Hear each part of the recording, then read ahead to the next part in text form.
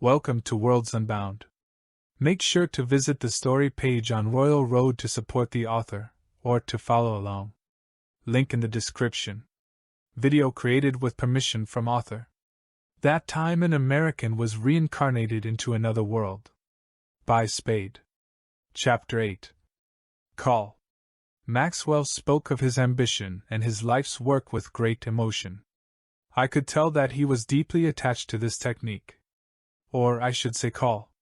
Like a warlock's magic spell or a knight's martial art, summoners had calls.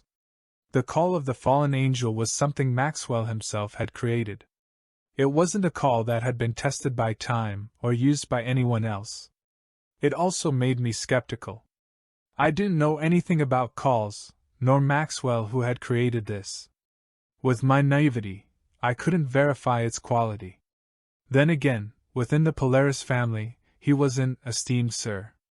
I could at least understand that he wasn't blowing smoke up my ass and knew a thing or two as a summoner himself. In that case, I could trust his expertise. Especially since I knew nothing as it was.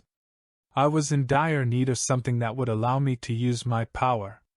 This also meant that, perhaps, he wasn't solely insulting me when he said I was ignorant, stupid, and a dumbass.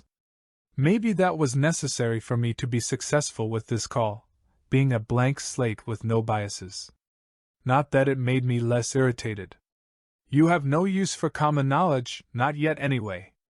Since you have come to me as an empty vessel, I will fill you with the foundational knowledge of this call. You will learn things as necessary for you to use this call the way it was created. Alright. But how good is this call anyway? I'd at least like to know how it compares to something standard, like a call from the Magisterium. Standard? Please! He scoffed, as if I'd degraded his name. I was a summoner with 11 authorities, just shy of the pinnacle of this world. And I was a revolutionary in my field. If not for... No, you don't need to know about that. Just know that this call is something that will carry you to the top, so long as you have the talent and dedication. It is not something that anything of the Magisterium could possibly compare with. Then why aren't you in this call much more famous than you are? As I said, you don't need to know about that. Should you rise to a respectable level, perhaps you will come to find out yourself. And by then, the knowledge wouldn't affect your development. Now, take this book and begin reading. I will speak as you follow through with the text. He handed the book to me with care, prompting me to take it with a bit of curiosity. I couldn't lose anything by learning this, so I may as well get everything I could from Maxwell's tutelage. Especially if he was offering it for free. Oh, before we begin. Suddenly, Maxwell eyed me with a weird glint in his eye. It was shrewd, causing me to narrow my own. I will accept 3,000 coin a week for teaching services. Deal. Actually, after further consideration, I'm thinking 5,000 will suffice. What? Dropping all pretenses, I entered a heated negotiation with Maxwell. Only when we settled on 3,800 coin per week did I finally let out a relieved sigh. In all honesty, 3,800 coin a week was a massive amount of money for me. I had barely started working, and each job might only give a couple hundred coin. On top of food, housing, and all the money I would need to buy myself other necessities, I might not be able to pay it. At least, that was in the short term. If I were frugal for a while and managed to get past the next month or so, then I would be fine. Still, it seemed like I wouldn't be getting a new pair of clothes anytime soon. Thankfully, Maxwell was at least accommodating with everything else. It didn't seem like he had much of a schedule, so we agreed to meet in the mornings after the Founders Market went dark and I was done with work. With that, he began his first lesson. Summoning wasn't as straightforward as warlock magic or knight martial arts. Summoning involved contacting spirits from another dimension that summoners accessed through their minds. And yes, it seemed like even the weapons and gear I could summon, like guns and tomahawks, were spirits. How that worked, I wasn't sure. But Maxwell made sure that I thought of even inanimate objects as living beings with their own intelligence. I just went with it. After all, that was probably the least weird part about this whole thing. With that, he moved on to other more detailed teachings. First, he taught me that there were two types of summoning, communing and marriage.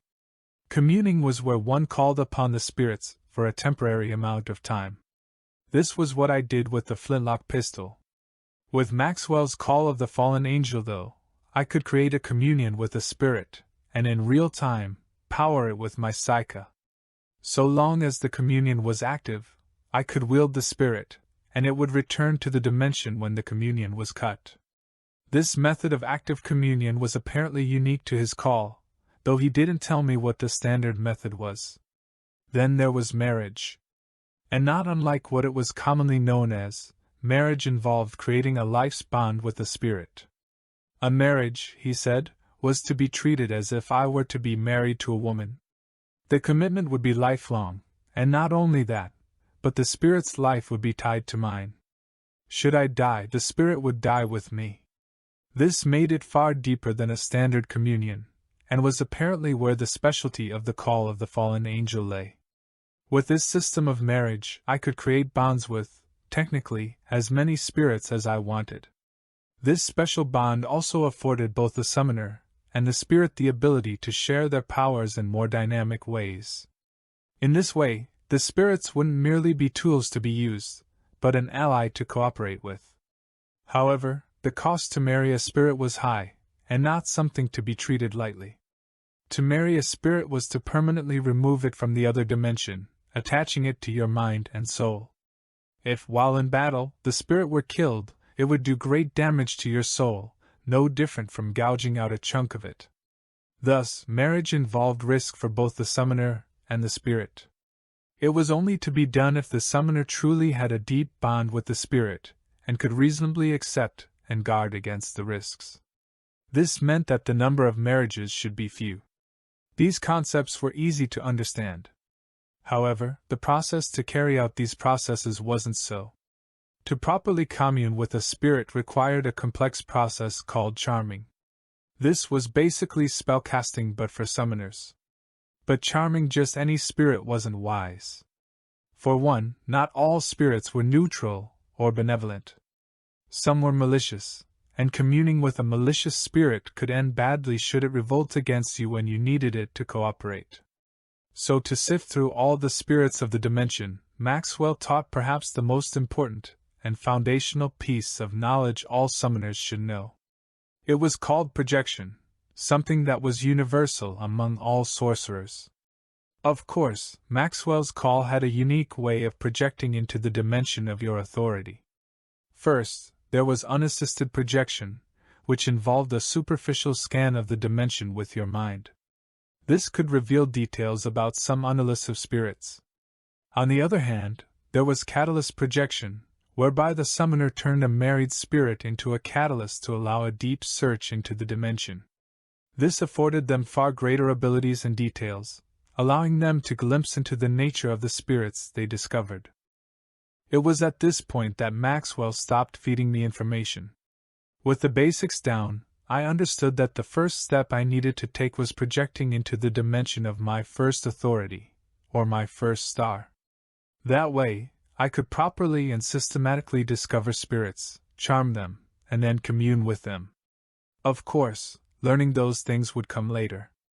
With the massive influx of information and the fact that I had yet to pay anything for this teaching, Maxwell sent me away.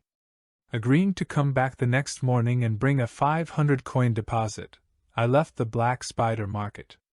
I was in a small daze as I left through the Polaris Gate. Everything that I had learned, while merely conceptual and superficial, opened up a whole new world. Getting hit by fireballs was one way to make me realize that this was truly a magical world. But actually learning about this magic and taking the first steps toward utilizing it was another thing entirely. Besides, just lecturing me on all that conceptual information had taken hours. While informative, Maxwell seemed to enjoy going on tangents. This naturally extended the duration of his lecture, and by now, the sun had already risen. Walking into the major plaza of the market, I could see the aftermath of the tri-monthly holiday. A few bodies were strewn across some tables, including 2 draped across the roof of a nearby building. Some maids and butlers were attending to these unconscious partygoers, hauling them off into the Black Spider Hotel. That was also where I was headed. Making my way to the front desk, I met the keymaster, who was sitting back and reading a book. "Hello, keymaster." "Ah, John. How was your time with the Polaris family?" "It went well enough, I'd say. My only issue now is how I'm going to pay the extortive fees Maxwell wants for his teaching. I mean, I've been in this city for all of a week and I'm still living in a hotel. I barely have a change of clothes too." "I see. Maxwell can be shrewd, but his knowledge is worth any cost you may incur. I may be able to assist you, however." "Your coin, please." "Oh, here." Digging in my pocket, I retrieved the coin I was given upon entry. I also handed back the key. Taking both, the keymaster's owl appeared on his shoulder once more. It looked at me, then the coin. After the coin glowed, the man flicked it with his thumb, prompting me to catch it. He also tucked the key into his coat, retrieving another. Unlike the previous copper one, this one was silver. "Your coin and key have been updated. Your new room has been allocated on the 12th floor. Since a little bird has told me that you plan on entering the magisterium, I have reserved the room for the time until then. I hope that eases some of your financial burden while you settle." "Really? You're giving me a room for free?" "Naturally. Otherwise it wouldn't help you much, now would it?" He smiled at me, making me scratch my head with a bit of embarrassment. "Right. Thank you, Keymaster. I can only hope to pay this back in the future. It's of no consequence. Please enjoy your stay at the Black Spider Hotel." He gave a charming bow, which I returned in kind. After that, I left to my former hotel room. It was there that I grabbed what little items I had, cancelled my reservation, and took everything back to the Black Spider Hotel. In the elevator, I made my way to the 12th floor. It let me out in a hallway, which I walked down to eventually find a room marked with the number 22. My key was engraved with the same number, so I inserted it into the lock, turning it and hearing a click. The door swung open, revealing a room that was far more luxurious and spacious compared to the other hotel. It was like comparing a by-the-hour motel and a 5-star room. This new room of mine was equipped with a full kitchen, a large bedroom with a window that overlooked the city, a full bathroom, and a comfortable living room. It had everything I could ask for plus some, and all of it was free. I was quite shocked that the keymaster would give me something like this, let alone help me in any way. It wasn't like my living fees were that expensive, so I could have dealt with it. Still, this new home would give me great peace of mind. One less thing to worry about and a source of great comfort. For some time, I stared out the window of my room, seeing the sunrise gradually overtake twilight. It was shockingly beautiful as the rays of light filtered between buildings, reflecting off glass and the intricate construction of places like the Royal Palace. Combined with the successive events of the day, I was left in a daze. This really was a different life. And now, I was finally beginning to find my place in this foreign world. Although it was a bit jarring at first, I was able to acclimate to sleeping during the day. And when the sun began to fall, I emerged from my room. With a new bill to pay, I couldn't slack with my work. Heading to the warehouse, I met Plex and recounted what happened. He seemed happy for me, and since I told him that I needed jobs, he didn't bother me much. Heading to the job board, I plucked a few papers and read their contents. This delivery service of ours was both simple and difficult. It involved not just ferrying valuable items, but surviving any encounters with unsavory individuals. I had quickly learned that, even with our principles of mercy, I couldn't give any room to those who may want to cheat me. It was with this mindset that I tackled my jobs. From delivering illegal contraband to ferrying messages, the jobs I took were varied. None of the items we moved were normal. All of it could get you arrested should it be found outside the black market. Thankfully, I didn't have too difficult of a time. While some clients got aggressive, it was nothing I couldn't quell with a brandish of the knife. The most I had to do was land a square punch on a guy's mouth when he spit in my face after asking for payment. Another thing I kept track of was the time it took to complete a job. Some jobs required me to deliver items that were already stored in the warehouse, saving me a trip. But others required me to go between two clients to grab a package, deliver it, collect payment, and return to the source. With my knowledge of the market's layout, I wasn't the most efficient. But despite that and conflicts with clients, I was able to complete a job at an average time of an hour and a half. That meant I could complete 6 jobs if I worked nonstop for 9 hours. With some downtime in between, 6 jobs would make a 10-hour workday. Then there was the average pay. Some jobs were generous and had commission fees of around 400 coin. Those were usually a bit riskier, since you were either hauling obvious cargo or a small but valuable item. It would invite trouble from others besides the clients. Then there was the standard. The majority of jobs paid between 150 and 250 coin. After a full workday of 6 jobs, I came out with about 1,200 coin. That was an average of 200 coin per job. Doing some simple math, that equated to 120 coin an hour. And my weekly bill of 3,800 coin divided by 120 came out to about 32 hours of work just to pay for my education. In all honesty, 32 hours of work wasn't bad. I could have my bill paid off in just a few days. Anything after that would go toward buying myself things like food and clothes. With that knowledge, I decided that 5 jobs per day, 6 days a week, was reasonable. 6,000 coin a week. That's pretty nice. What is? Libitus questioned from beside me. After a hard day's work, I ran into him at the bar we previously met at.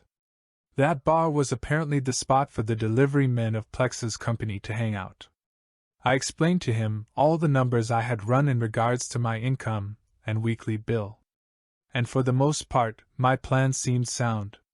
But then, I suddenly remembered something that might make everything much more difficult. Crap! I forgot about taxes. Hey, how bad are the taxes here? I swear if I lose any more than a quarter of my paycheck, I'm gonna burn this city to the ground. Well, the taxes are about a quarter. At most a third depending on how much you make. But yet again, that's one of the perks of working in the black market. The ability to entirely disregard taxes. No shit? Hee hee. I chuckled. In the long list of things I hated, taxes were definitely up there. To think I could just blatantly disregard them. I was beginning to love this job more and more. Oh, one more thing. I remembered something else. I still have to get my citizenship. You wouldn't happen to know anything or anyone that could help me with that, would you? As a matter of fact, I do. Libitus took a sip of his liquor. The black market has everything, John. There's a guy here that handles that stuff. He pays off a customs agent, and all the applications he puts forward get accepted quickly. It basically bypasses all the bullshit you would have to deal with on the official route. Of course, you'll have to pay a high price, but it's worth it considering the money you're beginning to make. Right. So where can I find this guy? On Hellard Road. The place doesn't have a name, but it's known by its building number 333. Go there and ask for help getting a citizenship. That simple? Yup. The guy gets a lot of business, so it's become a proper business. I see. Thanks. I'll have to do that tomorrow. Right now, I need to get to class. With that valuable piece of information, I bid Libitus goodbye, heading to the Black Spider Market. Chapter 9. Spirit. My second day of learning involved the more complex details of the call. Specifically, I needed to learn how to project into the dimension and search for spirits properly, even though I could already seen plenty as I was.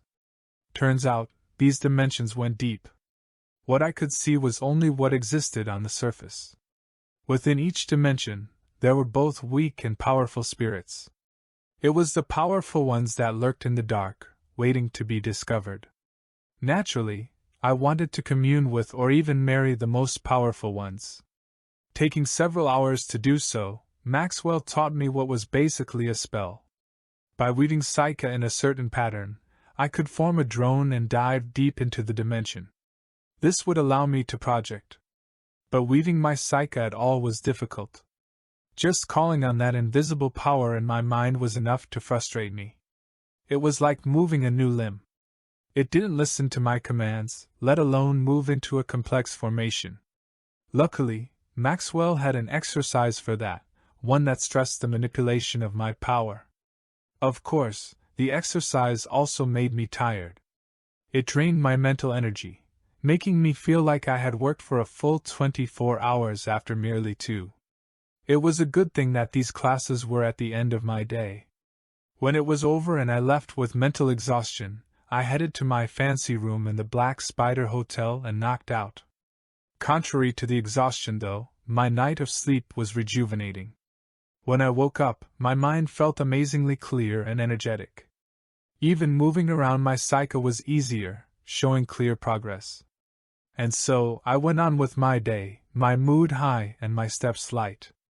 Taking several jobs from the warehouse at the start of twilight, I headed into the Founders Market and made my way around. My deliveries consisted of 2 small boxes of hard drugs, a bag of jewels, a glass vial of a liquid I didn't ask about, and some lingerie for a nearby brothel. That last one was fun since I got a few kisses from the ladies there. Which was good, since my mood had been ruined earlier when someone tried to rob me of the jewels. I was able to fend them off with my knife and no small amount of blows, but I took about as much as I dished. My body was bruised and beaten, leaving me to finish my jobs in irritating pain. Well, nothing a hot lady from the brothel couldn't fix. After leaving the erotic place, I made one last stop. Hellard Road, building number 333. This is it. Finding the unnamed building I was looking for, I pushed open the carved wooden door. It led into a small entry room with a front desk, behind which was a mature yet sharp woman. She eyed me curiously as I walked up. "Hi, I heard that this place could help me with getting a citizenship." "It can. Our standard fee is 1,500 coin. You must pay up front, and there are no refunds." Ouch. I sighed in resignation, taking out 1,500 coin. Although I had the money, I would have to work a bit of overtime to make up for it, and still make Maxwell's bill. Over time, I had discovered the different denominations for coin. Coin was a blanket term, like dollars. And there were different types of coin. This world used silver and gold as its currency, only the 2 metals didn't seem to have quite the rarity as on Earth. Silver coins were less valuable, and there were 2 types, the standard silver coin and the silver bullion. The silver coin was worth 1 coin, and the silver bullion was worth 10 coin. Then, the gold coin was worth 100 coin while the gold bullion was worth 1,000 coin. I often got paid in gold coin and silver bullion, and only has Plex ever given me gold bullion, so I only had a few on me. I paid the clerk 1 such gold bullion and 5 gold coins, making for 1,500 coin. She took them indifferently and handed me an application. "Fill out all these fields, and we will take care of the rest. The application will be submitted today and will be verified in 5 days. That is when you can come back and receive your official citizenship." "Thank you." "Just out of curiosity, how long does it usually take?" "On average, 7 months. "Oh." She smirked while I sighed in amazement. Seems bureaucracy was a sloth in all worlds. Taking the application, I went and quickly filled everything out. It only asked for basic information, like my full name and date of birth. I didn't have to input anything like physical descriptions or the name of my parents. I did have to put down two important things though. Upon handing back my application, the clerk stamped my fingerprint and used a device to record my crest. Apparently it was highly illegal to hide someone's status as a magus, so if you had a crest, it absolutely had to be recorded. I didn't mind anyway. It wasn't like someone could use that against me, and soon enough I would be entering the magisterium. It couldn't be hidden. With those things, I was finally done. It took no more than 5 minutes, and I would have my citizenship within the week. The black market sure was nice. Sending the application marked the end of my workday, after which I headed to the Black Spider Market and had another lesson with Maxwell. I continued exercising my psyche while trying to weave it into the projection spell I was given. At the same time, since I was a total newbie, I was taught general knowledge about knights and warlocks. Apparently, although they were all considered magi, each of the branches had completely different systems of magic. Warlocks were the spitting image of wizards. They had different spells that they could launch from their body, making them very versatile both in terms of combat and utility. This was also why they were considered the best of the three branches. Knights were, as their name implied. They were a magical branch of bodily martial warriors. Through cultivating what they called vigor, a knight could become stronger, faster, gain endless stamina, and pull off martial arts that resembled the powers of mythic gods. They were the second best. And then, at the bottom of the barrel lied the summoners. Considered the worst of all magi, they used psyche to call upon other dimensional spirits to fight for them. They couldn't make themselves stronger, and they couldn't cast any amazing spells. Their powers were entirely reliant on the spirits they summoned. That wasn't to say that summoners weren't strong. It was just that they had hard times fighting warlocks or knights at an equal level across all levels. They just seemed to be a step below everyone else. Maxwell knew that I would be entering the magisterium, and so he told me to prepare to face that kind of discrimination. But at the same time, he apparently abhorred the thought of allowing me to appear weak. He said that he would prepare me in the time I had before entering so as to not disgrace the summoner name, and more importantly, his call of the fallen angel. It was why he worked me to the bone, having me exercise my ability to manipulate psyche and stuff my brain full of information. At least I was getting my money's worth. After the first week of being in this new city, my schedule seemed to settle into place. My work became regular as I took several jobs a day. Occasionally I even got my hands on some of the higher-paying jobs. These weren't heavyweights, but since I was a newbie, these middleweight jobs most often got handed to the veterans. But work was constant, and knowing I had bills to pay, the others were generous. Once or twice a week I would get a job that paid a few thousand coin, giving me plenty of surplus and allowing me to spend a bit more. With the unceasing flow of cold hard cash, I got myself all the necessities I didn't have. Multiple pairs of clothing, a few accessories like pocket watches and hats, all the various items I needed to keep myself clean every day. All my needs were satisfied within a few weeks of working. I even paid back my small debt to Plex, making sure we were even. All my earnings that went above my weekly bills would become either savings or go toward buying me some luxuries. Other than that, after a few weeks, I was finally able to learn projection from Maxwell. On top of that, Plex began to receive jobs for the upcoming monthly auction. After about 3 weeks of exercising my control over psyche and trying to weave it, I was finally able to perform the projection spell. I was with Maxwell during the accomplishment. Use the newly formed drone to scout the dimension. Once you discover a spirit, it can't be forgotten or lost, so use your energy as efficiently as possible to seek out as many spirits as you can. I was silent as he spoke, focusing on the visions in my mind. As soon as the spell had been woven, I could feel as if my eyes were planted in that drone of psyche. I could control it, and I used it to fly through the dimension of my first star. I discovered some spirits immediately. Some were identical to my flintlock, and others were items like rapiers. But most importantly, I found ammo. Tons of ammo. Lead bullets and black powder packets littered the entire dimension. These would allow me to reload whatever flintlock guns I used. But perhaps even more than that, I was able to expose certain details about the spirits I saw. I could clearly see just how much psycho was required to establish a connection to them. Most were well within my limits. But there were some that were expensive. They were the powerful ones that Maxwell talked about, which got me curious. Along with projection, Maxwell had taught me all about communion that was required to utilize the spirits. So with my drone as the medium, I reached out to one of them. It was a flintlock pistol, but instead of a standard one, this one had a much larger and thicker barrel along with engravings on the wood body.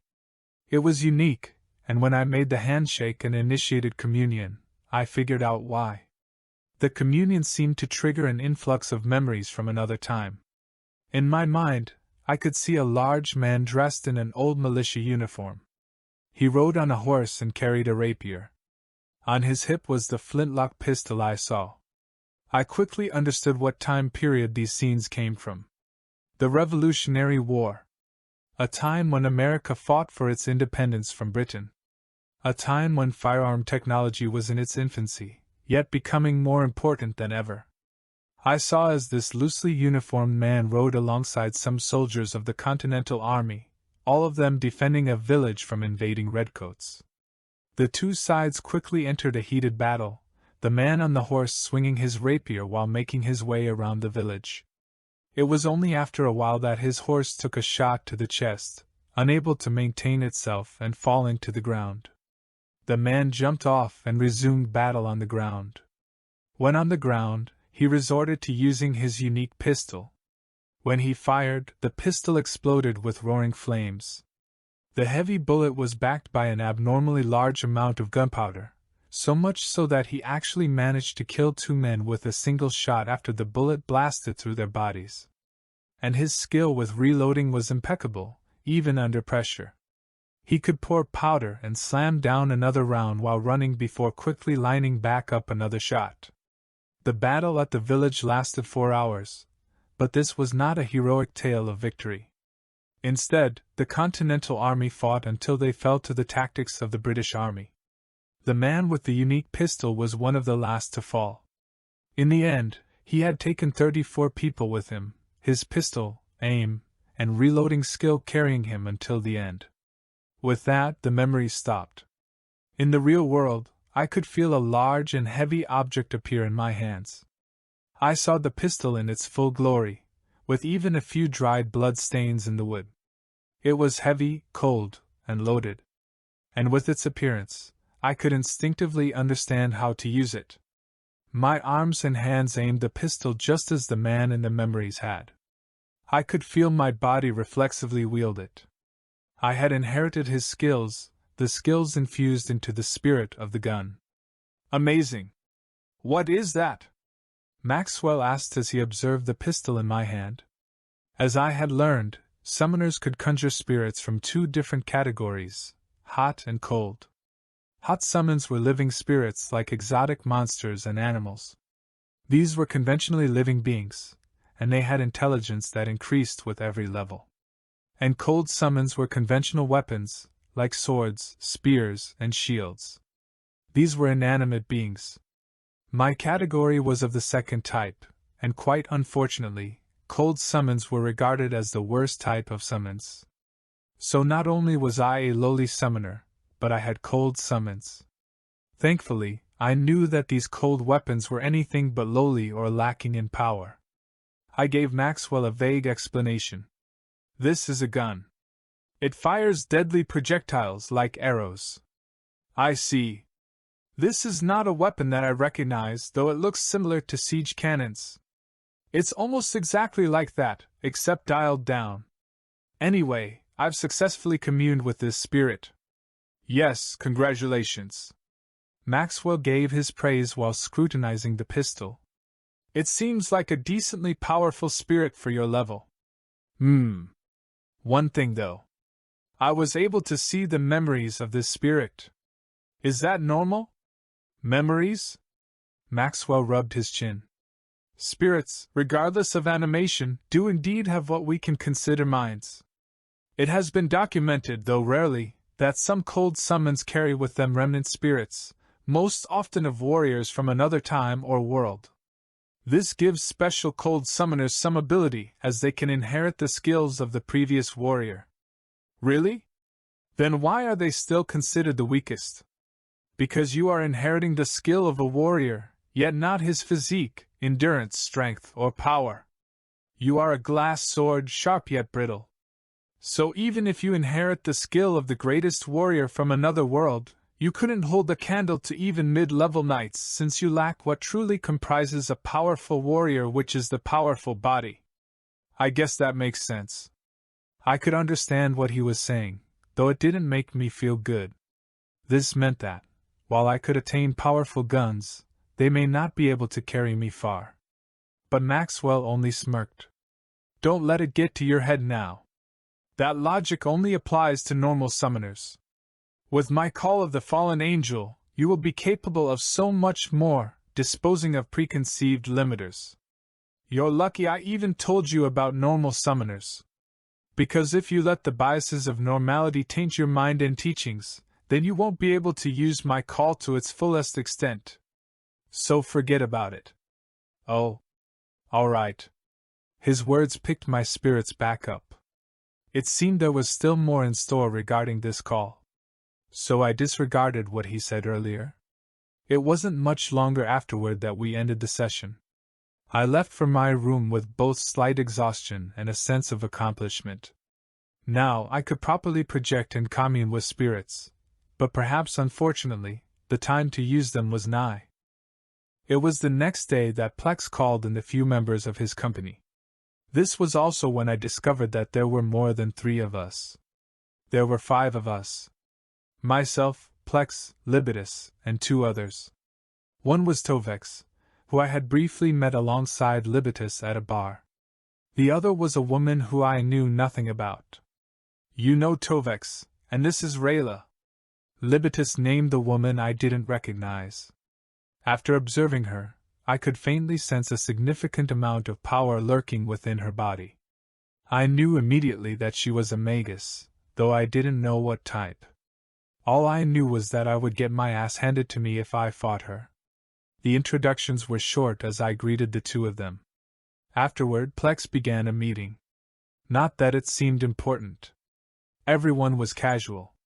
The monthly auction is here, so I have jobs as always. We'll be moving things mainly from the Tavera family and the Polaris branch in the Founders Market.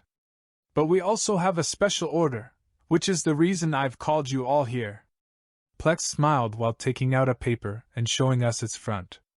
It had a large symbol on it, that of a skull with blood vessels hanging from its bottom and eye sockets that had chains drooping from them like tears.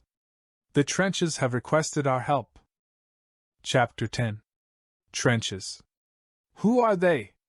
I didn't recognize the name Trenches, though they seemed to be a mafia of the Founders Market. Plex smoothly answered my question. There are 4 dominating powers of the Founders Market: the Tavera family, the Clockwork Association, a branch of the Polaris family, and the Trenches. The Trenches, though, unlike the others, hold a small amount of territory and basically no organized influence. They're a gang, nothing more than a bunch of bloodlusting freaks who rule a portion of the market through fear and sheer power. Normally they stay in the dark, making their money mainly through the production of hard drugs. But occasionally they'll step out into the light, as they are now. Plex waved the paper. This job from them is rather sudden, which means they're doing something significant. We can expect to see some good stuff at the auction, but first, we need to move whatever cargo they have for us. Naturally, this involves plenty of danger, more so than usual. Simply stepping into their territory is sketchy, so 4 of us are going. Who? I'd like to go. I'm curious too. A few spoke their opinions, yet Plex seemed to already know his decision. I'll be taking John, Rayla, and Libitus. Tovex, you stay back on the outskirts of the territory. We may need your support when making our way out. All right. When do we start? Right now. Plex wasted no time, gathering whatever he needed. The auction is in 2 days, but I want to move whatever bomb the trenches want us to handle as soon as possible. That means we leave in 10. With that, the 4 of us prepared to leave. It wasn't much later that we were on the street. For a while things were normal, nothing I hadn't seen several times before. But then, we stepped across what seemed to be the point of entry. Everything suddenly got dark as we left the rest of the market behind. What lay in front of us were ragged stone roads and beat-up buildings. They seemed to be more like shacks as the bristling stench of drugs and chemicals entered my nose. These run-down shacks were ever surrounded and inhabited by nothing but thugs. Not a single person I saw seemed to have any semblance of rationality hiding behind those eyes. It got really bad when I saw an orgy in the streets. If the people were at least good-looking I could bear it, but the sight of those humans who had their bodies degraded by drugs was unbearable. I put my hand on Libeta's shoulder and closed my eyes, bearing through the stench and letting him lead the way. "Oh Lord, cleanse my tainted eyeballs of the horrid sight." Yeah, that was pretty bad. Couldn't even get to the whorehouse first. Rayla agreed with me as we continued deeper into the territory. Thankfully it really was small as we quickly came upon the headquarters. It was there that we were greeted by guards, all of them carrying various creative weapons such as clubs with teeth sticking out of the wood or jagged cleavers. Still, I could tell that all of them were strong despite the rough appearances. "Well, if it isn't Plex. I had a feeling you wouldn't waste time." A voice sounded at our arrival, one that was masculine yet carried a hint of shrill madness. A man who was leaning on a tilted and shattered pillar stood. My eyes were immediately pulled toward him, but not because of his appearance. Instead, it was like I could see him in my mind. His body carried with it bristling power, radiating an aura of unhinged psychosis. My hair stood on end as my chest constricted in fear. My breathing turned light as adrenaline ran through my system. This guy was dangerous. It felt like he could jump on me and tear me apart whenever he wanted. It only got worse when he looked at me. It was like his hands were reaching out with his gaze, his sharp fingers sinking between my ribs and tearing my chest open. The pain that came with it was enough to blur my vision. I didn't realize my body was frozen until Plex stepped in front of me. And with line of sight broken, I finally regained myself. My hand waved, calling upon the flintlock and raising it toward that madman while my breath turned laborious. I heard Plex's voice. "Don't scare the kid, please. He's new." Ha! At least he didn't piss himself. Usually when people have their chests ripped apart, they tend to forget to keep themselves together. Ha ha! A feeling of weakness came over me while he laughed. At the same time, I saw Rayla move in front of me, pulling my face with her hand. "You're bleeding. Just focus on me for a second." She raised a cloth to my face, wiping the blood that had started dripping from my nose. Looking into her eyes was a good way to divert my mind from the vivid illusions of that pain. Dare I say it was rather intimate as I felt her hands ensure that I was okay. Still, I felt a bad migraine come on when all things subsided. Not even her pretty face could distract me from that. Heck, usually people wait until the final hour to come retrieve my packages. But you scurried right over here, didn't you? Hell, sometimes they don't even show up. Business is business, Apocryon. I don't discriminate between clients. I guess that's what makes you so amazing then. That and how prompt you are in responding to my requests. I only had to wait an hour. Here." Looking up, I saw the man toss a box. Plex caught it, but before he could stash it, Apocryon smiled. "Open it. I don't intrude on the privacy of my clients. What's inside is of no business to me. Well, I'm making it your business. Open it." With the man insisting, Plex could only comply. Popping the lock, he gradually opened the container. The 4 of us looked inside, and we saw a neat pile of black pills. If not for their uniform shape, I would have mistaken them for small pebbles. Those are neat little things called overkill pills. Eat one and your body will become a torrent of power that amplifies your output by several-fold. Warlocks are uninhibited from casting all the spells they can, knights are spurred by seemingly infinite strength, and even summoners are able to call upon countless spirits. Of course, the aftermath is just as violent as the bestowal. The survival rate is currently 0. Apocryon chuckled lowly in excitement. It was Libitus who commented first. The army is going to buy the shit out of these. Right? I'm going to be rich. It will multiply the combat ability of our front lines. Just imagine thousands of soldiers taking these pills and massacring the enemy. He laughed maniacally with ambitious words. Plex closed the box at the same time. Then, Rayla lifted my slouching body, whispering to me softly. Get ready to go, kid. You know it's going to be rough on the way out. Shit. I cursed while spurring my body. My head throbbed, but right now, that was probably the least of my worries. As if reading my mind, Apocryon retrieved a bag from his waist. He smiled at us while throwing it. When Plex caught it, we could all hear the familiar clangs of metal coin. Your pay, Sir Delivery Man. 120,000 coin, plus 30,000 for hazard pay. Holy hell. I couldn't help but blurt out. 150,000 coin. That was a massive amount of money. How long would it take me to save that kind of coin? Even then, Plex merely gave a courteous smile. We appreciate the generosity. We will deliver this to the auction house as soon as possible. I admire the confidence in your ability to make it out of here at all. Well, that is why I called you. Apocryon left with those words. And when he disappeared, I raised my gun.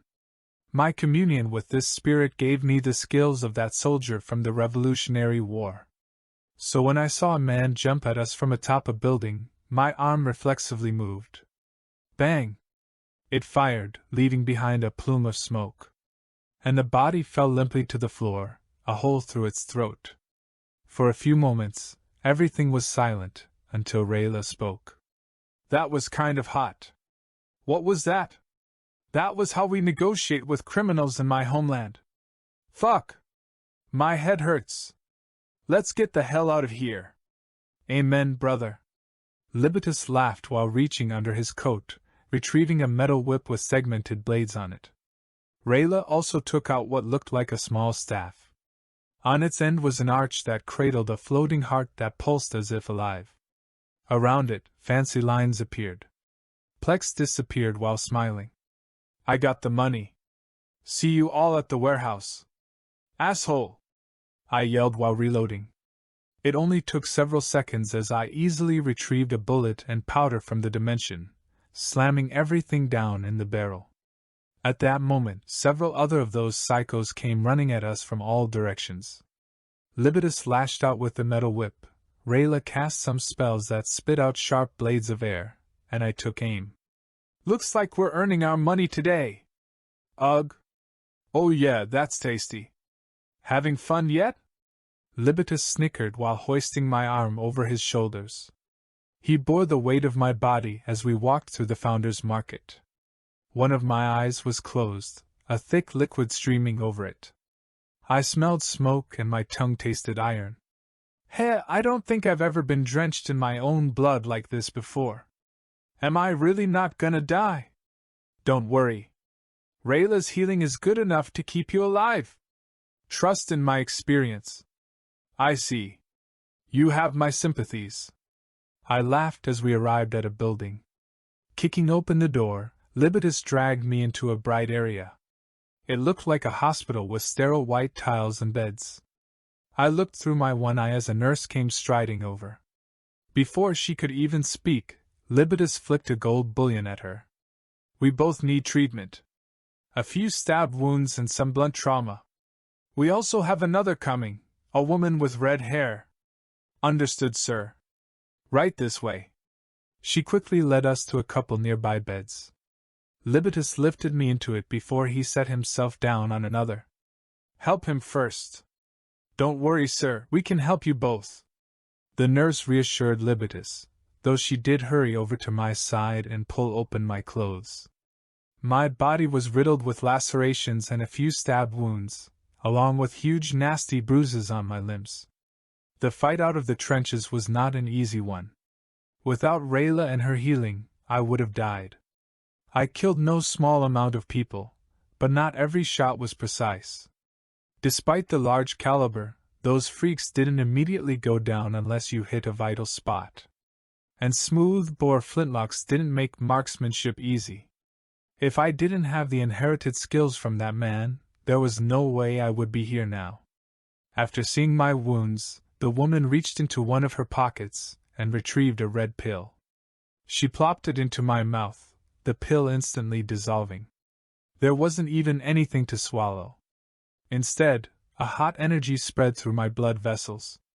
It gave me energy and dampened the pain, even stopping the bleeding of my wounds. At that time, another doctor came over and took a look at me. The man in a white coat laid out a case of tools on a nearby tray. Before he got to work, though, he asked, "Is it safe to put you to sleep, or shall I operate while you are lucid?" I didn't respond, looking over to Libitus. He nodded. "Go ahead and sleep. We're fine." "All right. Then I'll get to work." With that confirmation, the doctor fed me another pill.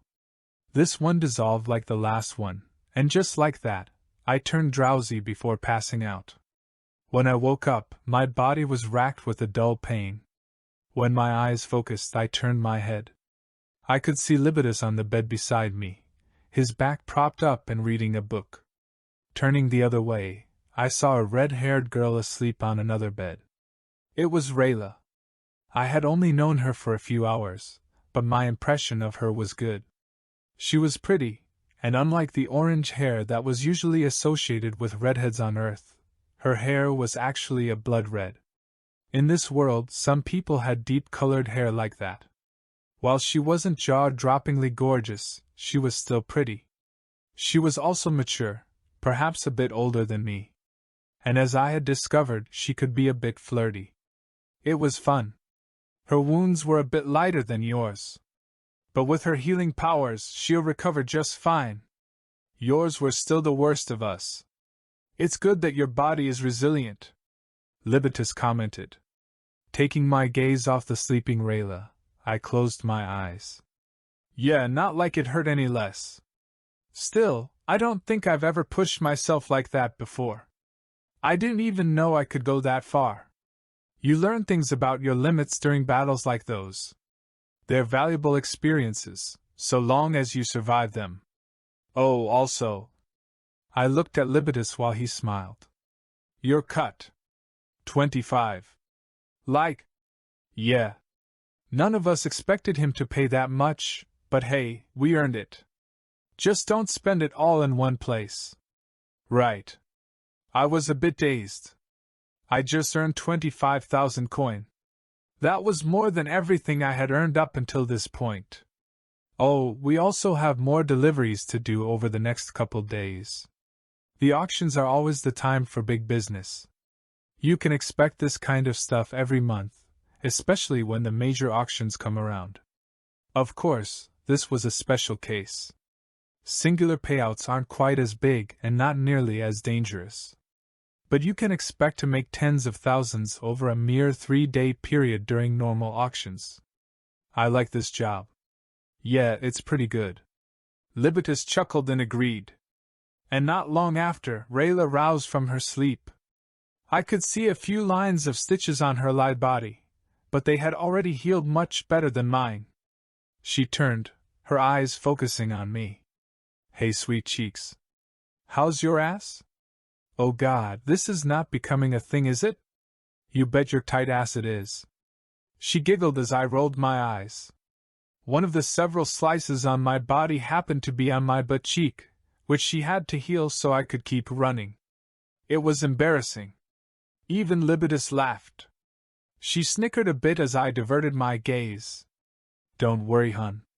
I've healed worse. Besides, you've got nothing to be embarrassed about. You're quite well endowed. Thanks. So are you. Ho ho, cheeky boy.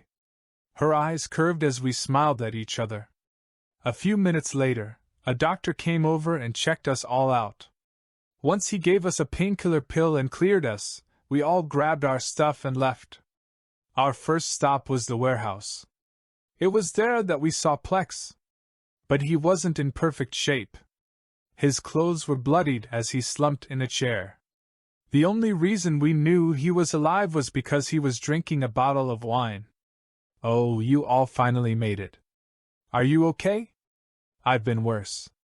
Most of my wounds are internal, so I can only rest to heal. Oh, here are your cuts.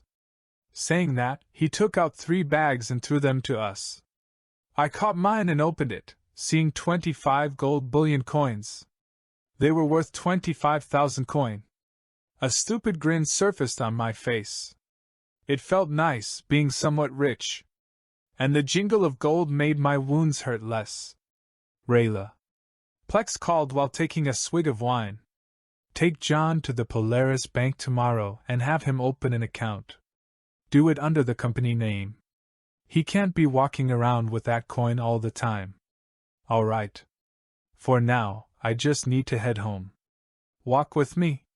She waved me over while walking out. I glanced at Plex, who seemed to be getting drunk, before striding out with her. We stepped onto the cold streets. Since we always worked at night, seeing nobody out was normal. Though the sun was beginning to creep up, signaling dawn. Where are you staying? She asked, prompting me to point to the center of the city. The Black Spider Hotel. You have a room there? Yeah, the key master is letting me stay there until I get into the magisterium in a few months. I see. I have an apartment that's in that general direction, though I can't say it's as luxurious. I only had a hotel before, so I understand. I'll walk you home. Why, thank you? Don't you go getting any funny ideas, though. She patted my cheek with a coy smile, making me chuckle as we walked. You can kick my ass, so I don't have any plans to. And if I couldn't? What would you do to me? How might you ravage me with those funny little thoughts? Hey now, I'm an upright gentleman. No matter how fantastically impure my thoughts are, I wouldn't go ravaging a woman unless she wanted it. Ha! Well, at least you're honest about how horny you are. She smacked my butt as we arrived at the apartment. All right, I'll meet you tomorrow at around 6. Since you're already there, just find me at the entrance to the Polaris Bank. Afterward, you'll probably be working with me when we get these jobs for auction deliveries. Plex requires us to work them in pairs for safety. Okay. Good night then, John. You did well today. She ruffled my hair with a surprisingly caring and soft voice. I waved as she disappeared into the apartment. Then I made my way to my room at the hotel. Chapter 11. Bank. After eating a meal in the morning, I found Rayla at the Polaris Bank. The process to open an account was easy, but the reason more people didn't have one was due to the fact that you needed to open an account under the name of a verified business. Those in the black market evaded taxes in just about every way. Since most currency was tangible and because nobody in the black market wanted to pay taxes, it was difficult for the kingdom to enforce it. But this also meant that banks which didn't enforce tax laws were rare, since they were an institution that could be easily and formally attacked by the kingdom. There was a slew of issues that these banks had to deal with, and as a result, they only accepted clients who were verified by a company that worked in the black market. Of course, the Polaris Bank was even more strict. Not just any black market company could do business with them. But Plex had enough of a reputation to get just about anything apparently, so his company and employees could register with this prestigious institution. The Polaris Bank was nothing to joke about. According to Rayla, it handled enough money to rival the entire kingdom in sheer monetary throughput. That was because the richest people in the black market let their finances be handled by this bank. Naturally, this made Polaris an even heavier behemoth than I initially thought. The place wasn't overly luxurious, but it still looked like a palace when I walked into it. Marble floors inlaid with gold, huge hallways adorned with paintings or statues, and the most courteous clerks I've ever interacted with. Rayla carried with her the proven identity of the company. Plex's delivery service was formerly known as Divine Distribution. It even had a crest, which was one of the things required to prove the identity. After that, it wasn't long after that I was able to open an account. And I was a bit surprised by their system of profit. Basically, I had to pay a certain amount of money to buy a certain sized account. For the lowest tier, they would store 500 gold bullion for me, which was 500,000 coin. And it would cost 0.5% of the total storage, 2.5 gold bullion, every month in order to keep the account open. It was yet another bill on top of Maxwell's, but nothing I couldn't handle. Considering my pay, I was still profiting amazingly. Plus, that wasn't considering the perks of being a client of the Polaris Bank. After opening an account, I immediately deposited all the spare coin I had on me. With last night's profit of 25,000 coin along with almost a month worth of working, 33,228 coin has been deposited into your account. That's what the clerk told me, and the number had me giddy for a bit. Rayla giggled from beside me as the clerk left to finalize things, causing me to be curious. Hey, how much do you have stored? Do you really want to hear that number? I do. Close to 30 million coin. Huh? I gawked. That was 30,000 gold bullion. I asked with anticipation. Does this job really make you that much? God, no. For a while I was in the military, which made me quite a bit more after I hit the high ranks. And when I left I was referred by a friend to work at the Clockwork Association. I made even more there before eventually settling in Plex's company. So while I still make decent money, it's nothing amazing. Wow. I slowly nodded as my mind drifted. How old was Rayla? She looked young, no older than 30. But her words told me that she had many years of experience.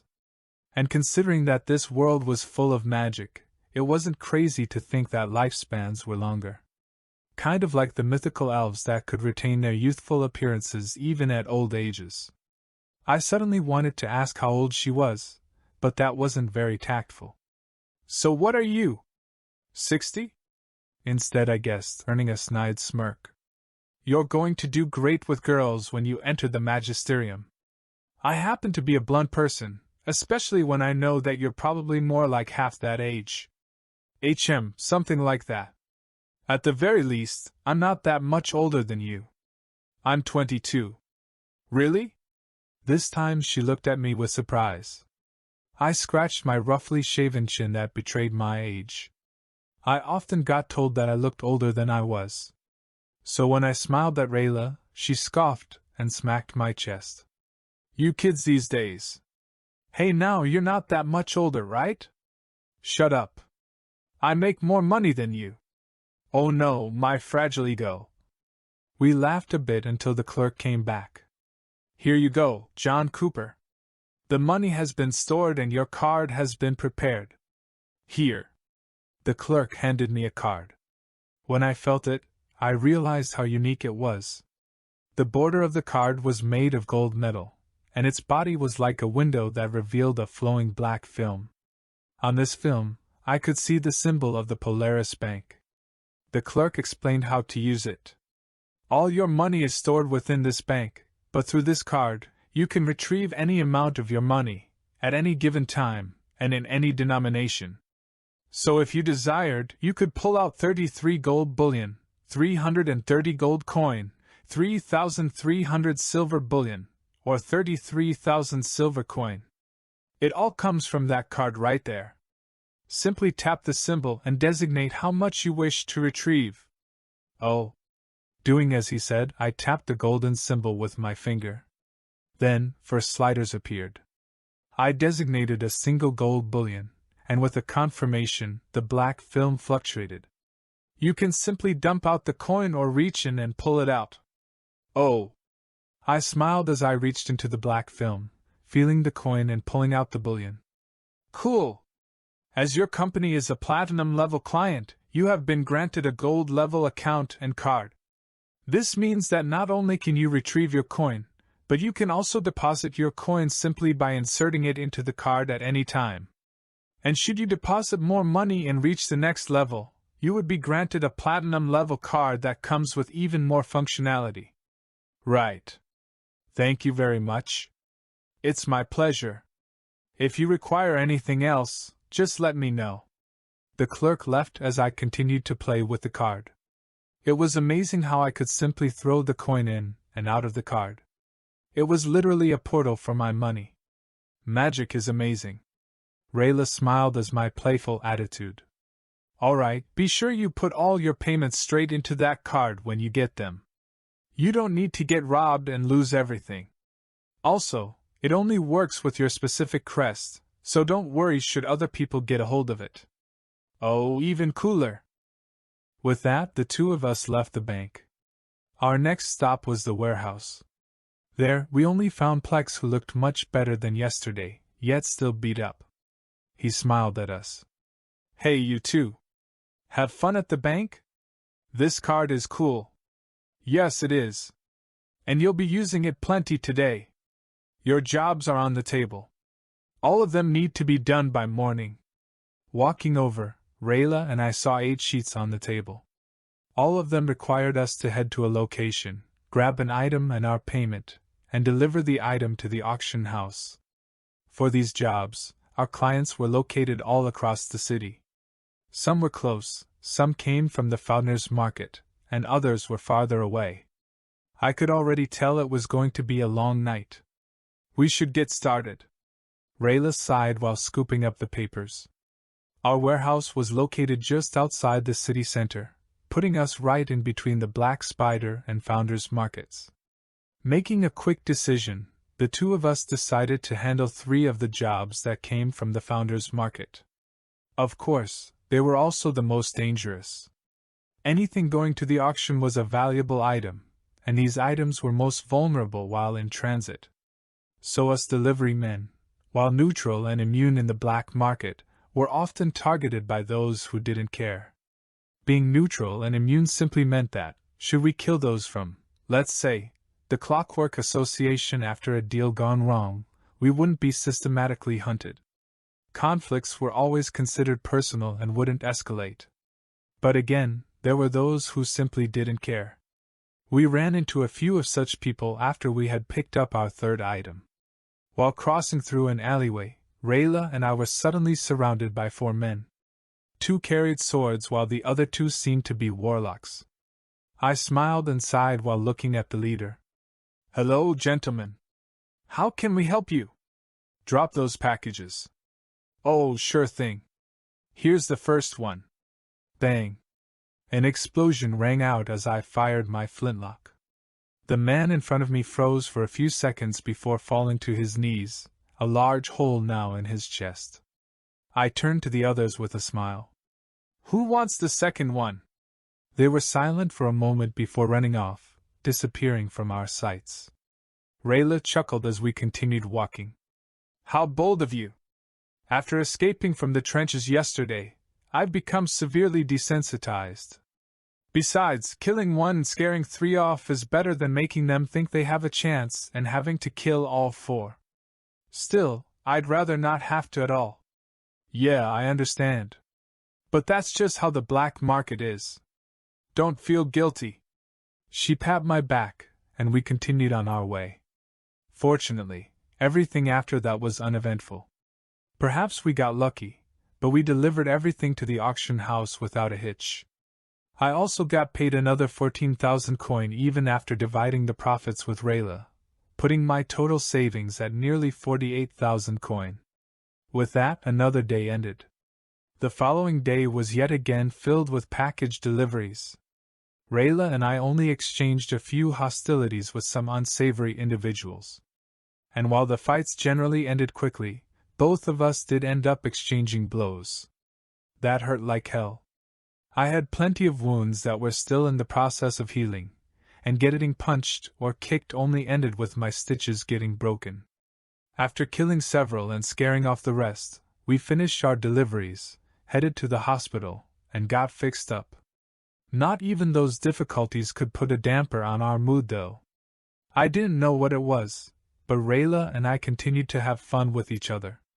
The jokes were smooth, the topics kept flowing, the banter was witty. We just clicked. The two of us seemed like best friends even though we had only known each other for a couple days. Of course, there was still plenty we didn't know about each other. It was hard keeping myself from alluding to Earth, and although Rayla had told me something about her former occupations, she never spoke about it in more detail. And I could tell that she had something to hide. I noticed a few times that we got on the topic of relationships. She often poked at how I had no girlfriend, so I would poke back, as I naturally didn't see a boyfriend or husband with her. She played it off, but I could tell how her mood went down. That only happened once, and I tactfully never touched the topic again. Not that she stopped telling me to go get a girl. While we walked, she would often scout some hot ladies, mention how big their boobs were, and tell me to talk to them. I would always refuse, of course, but it was still funny. So another day passed, and finally, it was time for the auction. The Black Spider Market was always flooded during the day of the auction. Thousands of people would flood in from all over the city, even from beyond the city, to be here for the auction. After all, while it wasn't the biggest auction in the kingdom, it was definitely the most valuable. But this month's auction was in a weird spot. The auction following the big quarterly auction was always smaller since the most expensive items were just sold off. That would usually mean that there were little people. But there weren't. In fact, Rayla told me that the number of people was rather high. There was only one reason for that, and the man himself had messed with me while in the trenches. As the dress code was strict, I ended up spending close to 3,000 coin on a nice suit. Rayla had helped me pick it out just before coming to the auction house. It was a simple black suit with gold-threaded embroidery and designs. My white shirt was covered with a black vest, and Rayla had me buy a large trench coat. Apparently that was the style here. All the clothes were supposedly enchanted in some way, allowing them to fit to the user. They were also built with attack-resistant fabric. The trench coat could eat an entire spell and keep me safe. Though, these features were still limited. As things got more expensive, people stopped tracking prices by coin and more so by gold bullion. So while I could buy a coat and clothes that were defensively amazing and had awesome features like self-cooling and cleaning, they would cost a few dozen gold bullion. That was for another time. I felt rather amazing as I walked with Rayla into the auction house. We eventually found Plex and the rest of the company before heading to a suite. It was a suite bought by the Tavera family. There, I once again met the patriarch. Goodness, John. How many people have you killed in the last month? You feel very different from the newbie you were when Plex first found you. The 24 new scars on my body would agree with you. I smiled as we shook hands. The older man in front of me stroked his whitening beard after separating. Say, how did things go at the Polaris family? I haven't heard anything. Amazing, actually. Maxwell is an interesting teacher, but what he teaches is good stuff. His call had saved my life a few times now. Wait, Maxwell? Alberain? Yeah. That's who I was taken to. The patriarch frowned before turning and looking at Plex. Plex shrugged while munching on some snacks that a maid had brought around, causing the patriarch to shake his head. I see. Well, if it's Maxwell, you can't go wrong. Get as much out of that man as you possibly can. He's getting as much out of me too. I mean, nearly 4,000 coin a week just for lessons. Heh, it's really far more valuable than that. But I will agree that he's a shrewd man. Who are you calling shrewd? We suddenly heard a voice, turning to see a tall man draped in navy blue robes. It was Maxwell, and his presence shocked several people, including the patriarch. Maxwell? I didn't expect to see you here. I had no plans to stop by, but my delinquent student has been missing classes. The summoner approached with a sharp eye, looking me over before huffing. Getting into fights?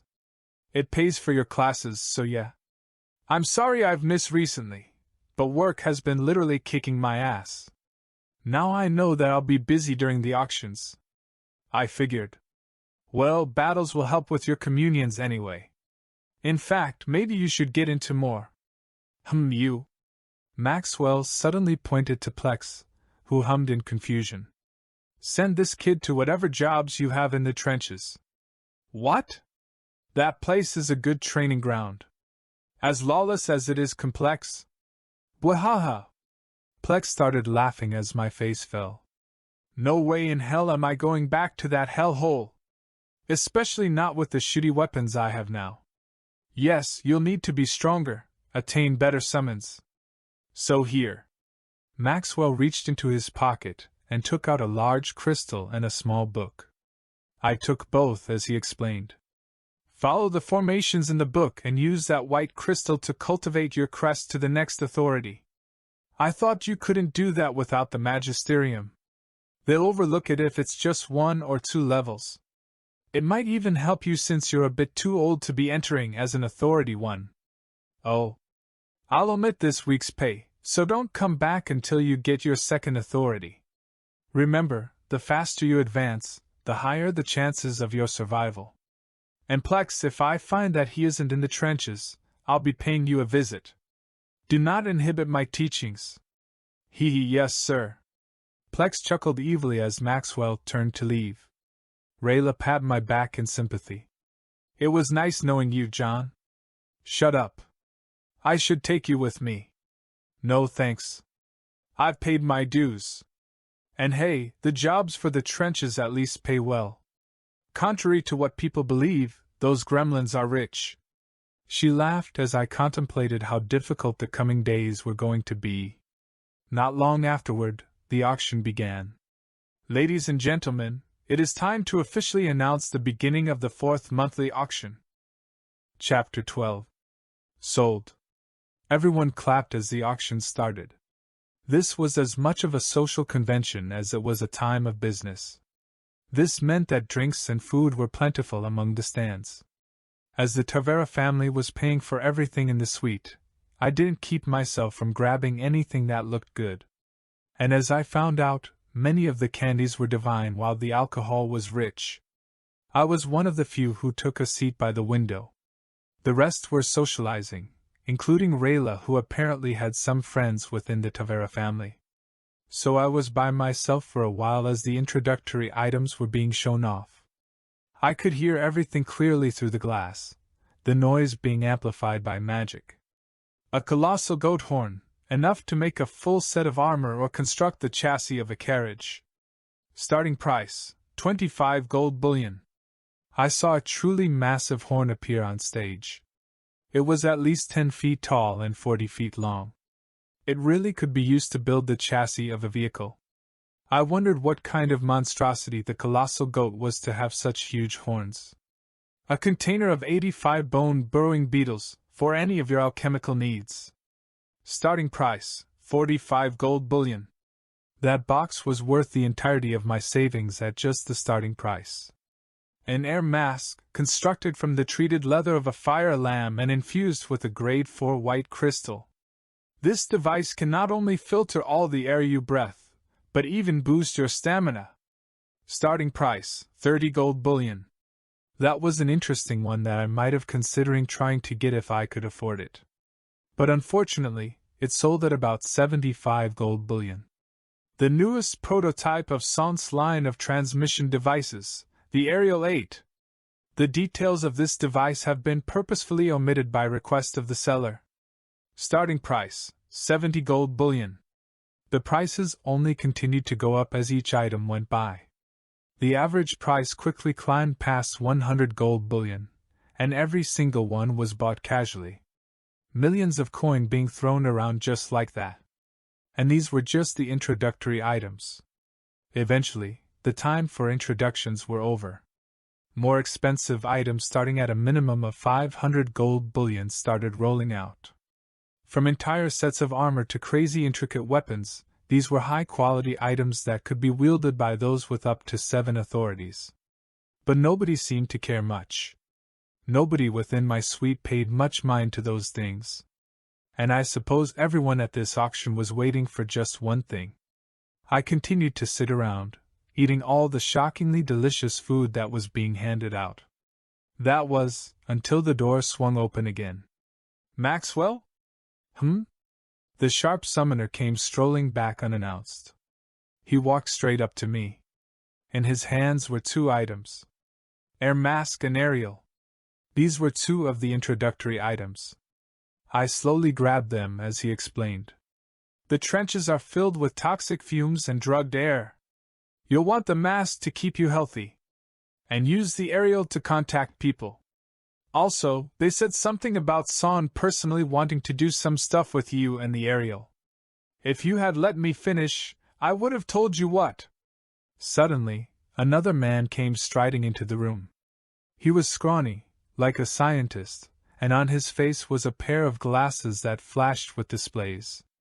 They looked like futuristic holographic glasses. He walked over to me, grabbing the aerial, which I had surmised was a magic phone. He spoke with haste, as if his mind were filled with a million thoughts. Son, pleased to meet you. This is a prototype model, okay? Prototype. That means it's not perfect, and still needs to be adjusted to suit you until I can create a standardized model. Now I can't spill all the details, but this thing can basically connect to your mind, to some extent at least. This new feature is limited for now until I work out the kinks, but nonetheless, still extremely useful. Also, this thing can work independently, regardless of if there are repeater nodes around you. I believe the maximum pulse transmission is 40 miles in all directions, and standard transmission is 10 miles in all directions. Trust me, far more capable than whatever else those dogs at Hero Aerial Works are cooking up. The man, Son, went on a spiel about all the different things that this device could do. In short, it was a phone. This world had phones apparently, although the ones cheap enough for the common man were limited in function. Still, they provided revolutionary communication abilities. And this man, Son, was the owner of Son Industries. He created these phones, and this was his prototype model. Apparently, he decided to sell one in order to test it out in the field. And Maxwell bought it. As I started to zone out from all his droning on, the man suddenly grabbed my wrist. All right, this thing goes on your wrist right under your crest, which it binds to, like all the other models. Snap! Touching the device to my wrist, it automatically unfurled and snapped around the joint, becoming a metal wristband that sat flush against my skin. It wasn't uncomfortable, surprisingly. Now you can only send information from your mind to the device. The device can't send things to your mind, at least not yet. It is built for it though. So, in order to read things you still have to manually activate the device and read them with your 2 eyeballs, yes? But you can now write messages and send them with your mind. You just have to speak them in that empty head of yours and they'll appear on the screen. Now I'll also be monitoring this device and its functionality to collect operating data so I can perfect it. This is what you have signed up for by buying it. But I didn't. Of course, I won't see nor will I care about the messages you send or receive. I know you elites care about secrecy and all that schnazzle. So just use it as normal and pretend that I'm not connected to the thing. I only need data. Data, okay? Why, yes? Good. He nodded before standing and walking away. Oh. One more thing. He stopped and turned back around. You're a summoner? Yes, you are. So you use Psyka, which is the more elusive of the 3. If things go well, I might be able to activate the function so you can also receive data in your mind, since summoners are like that. Only if it goes well. Now I will be in contact. And please use the aerial as much as you can. I need data. With that, Son finally walked out, leaving me in a small daze. Everyone was staring at me, prompting me to hide my wrist and mask behind my body. Mine! Ha! I can't believe that was Son. He's filthy rich too. Patriarch Tavera laughed before going back to his business. Maxwell then walked up to me, showing his wrist, which also had one of these devices on it. Touch. Tap. He touched the device to mine, and a screen appeared above my wrist. Add Maxwell Albarrane as a contact? Yes. I confirmed in my mind, and sure enough, he was added to my contact list. I could send and receive messages from him. We could even exchange pictures and videos. Real-time calls were also possible. It was a full-fledged telephone. Wow. Pay me back by hurrying up and getting your next authority. With those words, he left once again. Perhaps all those payments every week was worth it.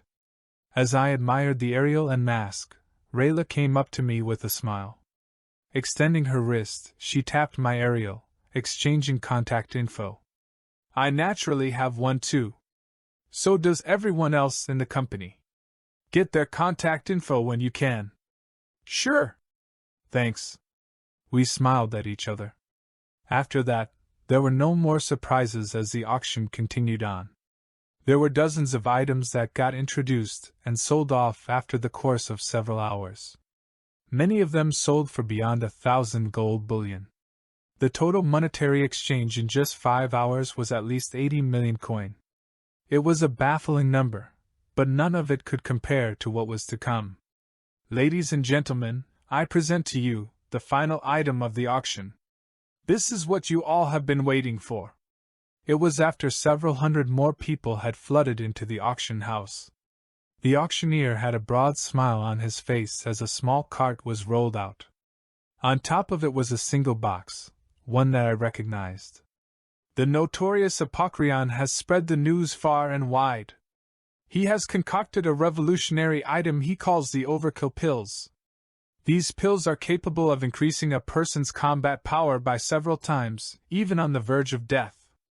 The duration of this increase depends on the user, and how long their body can survive the rampaging power. However, despite the amazing effects, taking one of these pills almost certainly ensures your demise. They should only be taken in the direst of circumstances. Apocryon has dictated one condition for the selling of this product. Not only is he selling a small batch of pills here today, but he is selling an exclusivity contract.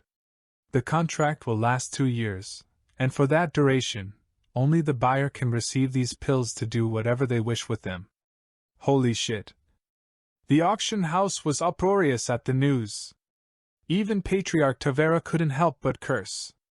An exclusivity contract was huge. Because not only would the buyer become the sole owner of any and all pills that were produced, but they could sell them as they wished. It was a monopoly of the product. This was much bigger than simply selling a batch of pills in an auction house. Ha! Truly a madman. I can't imagine how much money he's going to make tonight. Plex was laughing with a drink in his hand. As for me, I was just enjoying the show. I was happy enough with my new magic phone. There are more details that Apocryon will personally discuss with the buyer, but that will come later. Ladies and gentlemen, I officially opened the bidding starting at 20,000 gold bullion. 20 million coin. I was baffled at the starting price. Even more so at the subsequent shouts. There were only 3 big names that sounded out. 50,000. 80,000. 120,000. 200,000. The price quickly rose beyond anything I could comprehend. And from beside me, Plex pointed at 3 other suites that stood suspended above the stands. I'm telling you right now, the only 3 bidders for this stuff are the Polaris family, the church, and the fucking dragon military. A black market behemoth, a religious order, and the damn kingdom itself are fighting for this stuff with money we could never touch in our lives. With a single fucking pill, Apocryon got the big names to move. Haha. Plex started laughing, half because of the absurdity, half because of how drunk he was. I leaned over toward Rayla. I know the kingdom and Polaris family are big, but the church? Yes, the church is a behemoth on equal grounds. That's because they invented the crystal purification system. And that is? The most important technique ever created in the history of mankind. Rayla looked down at the bidding ground with a neutral face. The scourge is a threat that grows by the year. Monstrosities raid our borders every day, armies of mutant humanoids that seek to kill us all. And they all carry crystals, the incarnation of their power. However, their power is tainted, poisonous. Consume that power, and you would turn into a monstrosity yourself. But the church created a way to purify the crystal, turning it into a magic engine that pulls in and stores a universal power called magicka. This magicka can turn into any of the three energies that knights, warlocks, and summoners can use to advance their authorities. The crystals can also be used to create enchanted items, like your new mask. She pointed at the air mask on my lap. Since the crystal is an engine that constantly pulls in energy, simply tapping into that flow can power objects. It revolutionized the world as we know it. And the church has sole control over that method? Well, they have sole control over the best method. Others have been created, but they don't have the results that the church does. So naturally, the church is a behemoth that sits at the top of the world. Wow. And now they're all fighting for this. 1 million! Another call sounded out. By this point, the entire auction house was silent. Only after the price reached a whopping 1 billion coin, nothing else was heard. The auctioneer, who hadn't spoken in several minutes, suddenly raised his hand. 1 million gold bullion, going once. Going twice. Sold! The hammer slammed down, yet unlike all the other times, no name was announced. In fact, it all seemed suspicious. They'll probably negotiate in private. There's no way you can simply buy something this important. Plus, they're not going to dump more than that into a single man, let alone a man like Apocryon. Plex scoffed while taking another swig of what I could only assume was pure ethanol by the smell. And with that, the auction officially ended. We stood with Patriarch Tavera, everybody funneling out of the room. It was surprising that I actually came out of this with 2 new toys, but regardless of that, I had witnessed something rather amazing here. And to think that I had been a part of the delivery team that transported this billion-coin item. Even if everything that happened was just for show. Chapter 13. Gala. Ding! Ugh! Son of a bitch! Bang! My flintlock fired into a man's abdomen, one who just hit me with a metal pole. He slumped over after I kicked him away, proceeding to walk my way out. Over my face was the air mask. As Maxwell had said, it was crucial for staying healthy while in the trenches. Sure, you could go in for a day and come out fine, but over several days? The mask was a lifesaver, especially since the smell of drugs and odor was unbearable. Even more, the air that I breathed was so fresh and revitalizing that it gave me more stamina. I could run and fight for much longer, which was similarly a lifesaver. Ring! Suddenly, I felt my aerial phone go off on my wrist.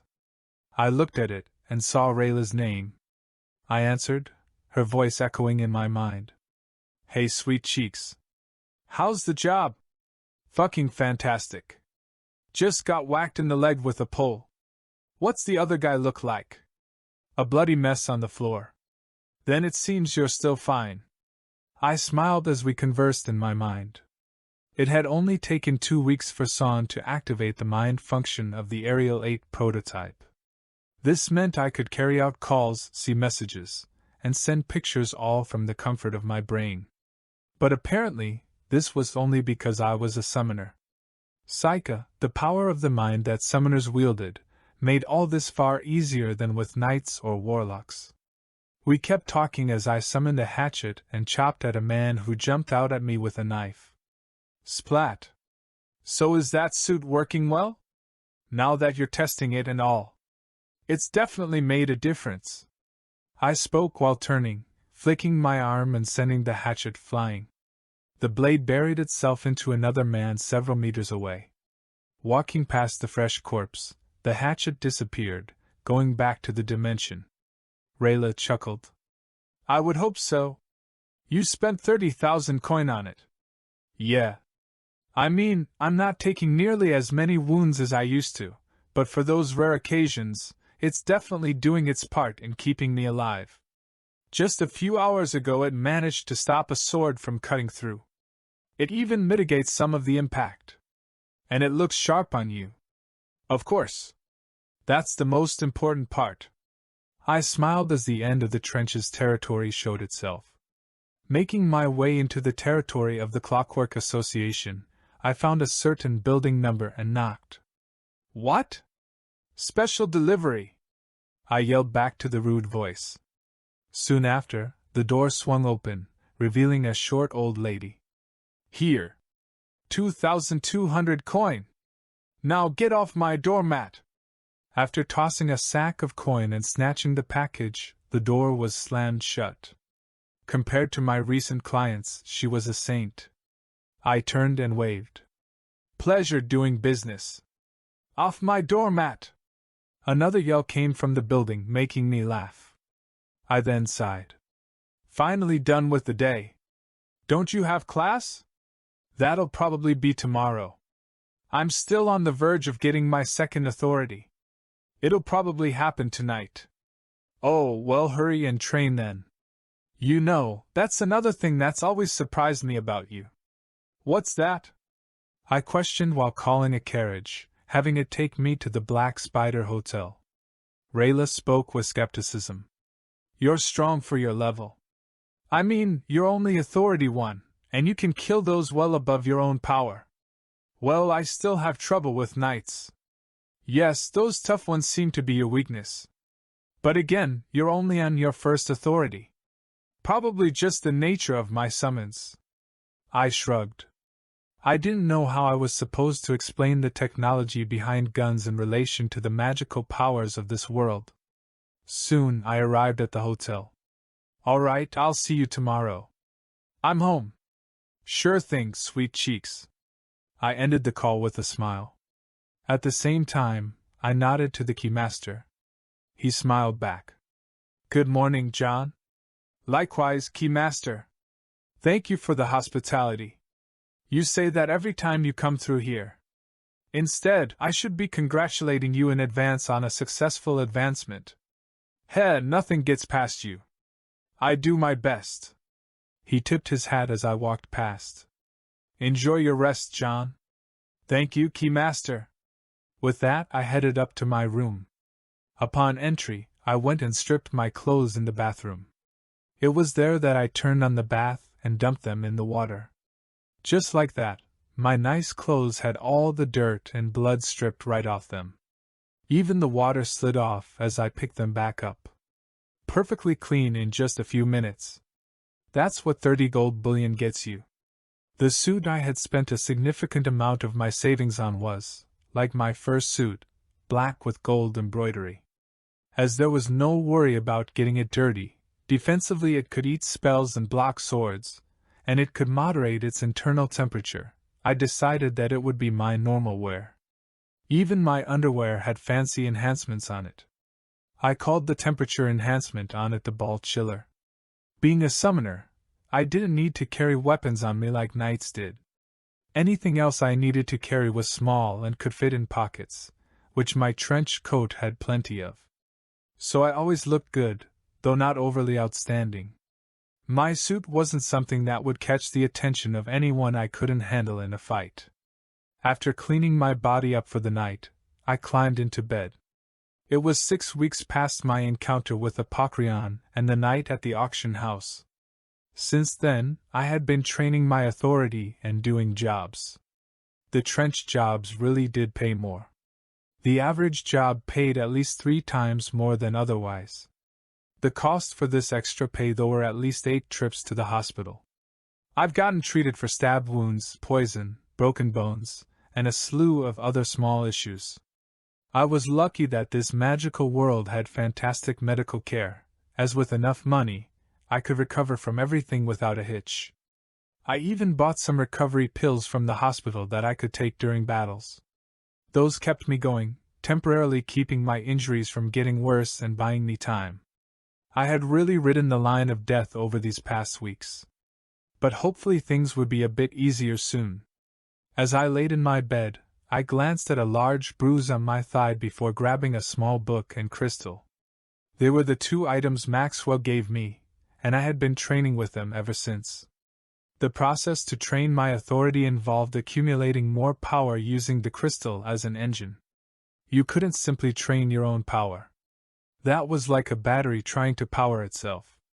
Instead, you needed an external energy source. That's what the crystal was. And the book contained spell formations that allowed me to direct the power in a certain way that wouldn't hurt me. Deviating from those formations hurt like hell, so I quickly learned how to use them properly. Now I was on the verge of getting my second authority. I could feel it. In my mind, I saw the second star fill with energy over time. It was a tedious process, but now, it was almost completely full. Just one more push. I mumbled to myself as I grabbed the crystal and started training. Energy moved into my body, bypassing my physical self and seeping straight into my mind. I could see the second star of 13 glisten. Then an hour passed. It was at this time that I felt a reaction. All that power had reached a boiling point. I could suddenly feel a connection to the star. It was like a wall was breaking down. I was gaining access to something. Power beyond me was finally within reach. And I grabbed it. Flash. The star shone before all the power swirled into a vortex. It shattered the wall, and before I could react, my mind was flooded with information. The second dimension was opened, and through it, I could see more spirits. But all the energy within me was simultaneously drained, leaving me exhausted. I staved off my desire to pass out though and looked into the dimension. What I saw, I didn't know if I was happy or not. Percussion cap weapon, both pistols and rifles. The percussion cap system was far more reliable than the flintlock system. In fact, in the past several weeks there were a few days when it rained. Those days, I outright didn't leave for work since my flintlock pistol couldn't operate when wet. Even if it could, it would be horribly unreliable, and mistakes could mean death for me. So percussion cap weapons were definitely more reliable and easier to reload. But I had been hoping for something like a multi-chamber revolver. Well, things aren't going to be that much easier. I'll probably have to climb to Authority 3 before getting 6 shooters. Luckily this book knows how. This book that Maxwell gave me had the formations for Authority 3, and since he said that advancing a few authorities wasn't an issue with the Magisterium, I decided that I would do so. It took me 6 weeks, but 3 of those weeks were spent getting used to the spell formation. If I can figure things out faster, I might be able to advance again in a month. Well, I'll ask Maxwell tomorrow since I can return to class now. I mumbled while closing the book and putting away the crystal. With that, I went to sleep. Only 6 weeks, huh? Pretty fast, for someone who only activated their crest a couple months ago. Yes, but unfortunately the new summons aren't that much stronger. They're basically more reliable weapons, maybe a bit better in terms of power, but that's it. I see. Well, not out of the ordinary. You won't start seeing significant changes until the latter authorities. Still, there are many things to teach you until then. So sit and listen. Oh, and your bill has increased to 5 gold bullion a week. What? Even numbers, you know? He shrugged, and I could only fork out 5 shiny gold coins. They fell from my card into his hand, which he immediately tossed into his own card, which was of the platinum level. After that, I got to listen to a long lecture that only stopped after the sun had risen. When it was over, I dragged myself out, though not before giving Maxwell a reminder. By the way, the auction is coming up again soon. Of course. Just focus on training your next authority. Oh, and did you get a suit from that man I told you to visit? Yes, I'm wearing it right now. It was Maxwell who referred me to a tailor who made these special suits, telling me to buy one if I wanted to survive. In the end, I spent 30 gold bullion on the one Rayla and I had spoken about the day before. Very well. Oh, take this crystal, and hand me back the other one next time. Use the new one for training. It's more powerful. He tossed me a white crystal, one that was identical to the previous, only bigger.